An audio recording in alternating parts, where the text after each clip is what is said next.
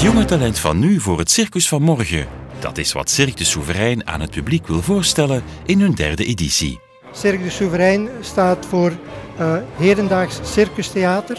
En met de nadruk op, het is niet de traditionele circus, er zijn zeker geen dieren bij, maar het theatrale in de act is heel belangrijk geworden de laatste jaren. De Nouveau Cirque noemt het in Frankrijk, wij noemen het nieuwe circus hedendaags circustheater. Het publiek mag zich verwachten aan adembenemende acts en een flinke dosis humor.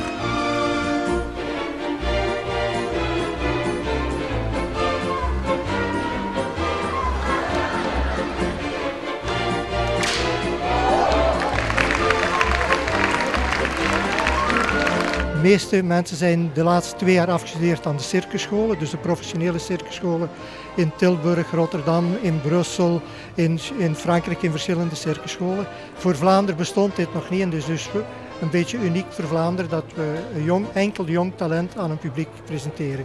Cirque du Souverain vindt plaats op 26, 27 en 28 december.